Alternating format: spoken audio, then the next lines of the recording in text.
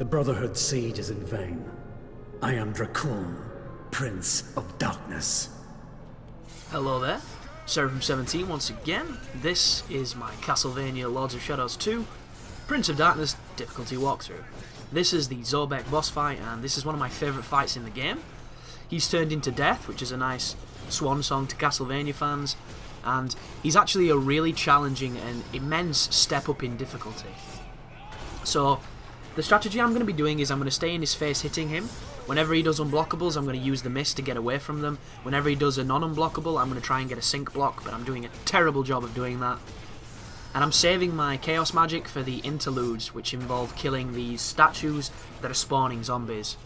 And if you want a quick kill on this guy, and you want to use your magics, use the chaos guard break. The hold square, then tap the same button. If you get lucky, and you often will, I tested it quite a lot on this difficulty, you can do his entire life bar in one activation of chaos magic. It is insanely powerful against him.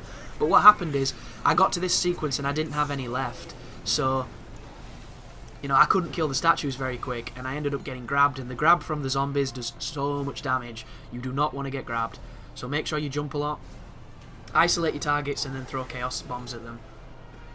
But I think I use a relic in this fight because I run out of chaos magic. And the relic I'm going to use gives you infinite magic for a certain amount of time. And it's unbelievably powerful. Like, I'm showing you the relics now because I haven't used them. And I haven't used them intentionally because they're ridiculously good. And like, anybody who's struggling with this game, just use this stuff. And it's one of those things where they're so cheap to buy, and you can get them from the environment when you break stuff, that you really have no excuse not to smash some of the bosses.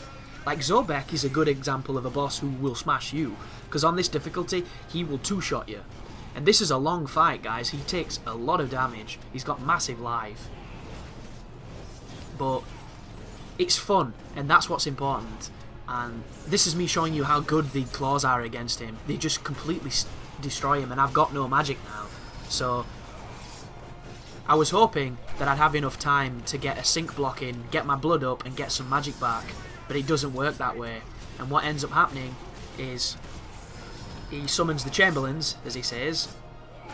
Oh, by the way, to use the mist to evade that move, you have to wait for him to push the scythe forward before you turn back into Gabriel, because if you do it any time before that, you'll get hit.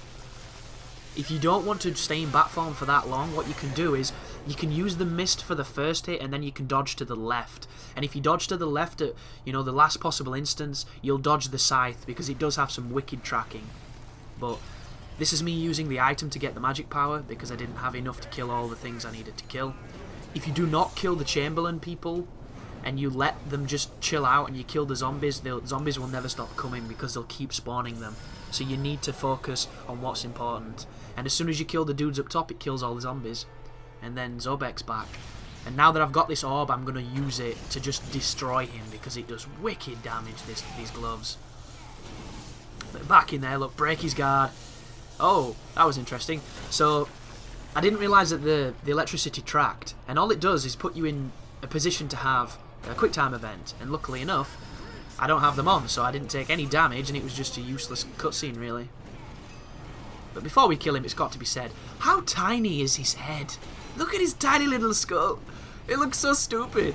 I love it. I really like this fight. And I wish this was one of the trials. I wish, just kill Zobek, I don't know, without taking any damage, or, under a certain requirement. Maybe he went Super Saiyan, or Super, Bald Skull Man. It could have been delicious, it could have been beautiful, and it could have allowed me to just press 2 buttons and fight a boss. But no, I've got to play the entire game again if I want to fight him, which is kind of sad.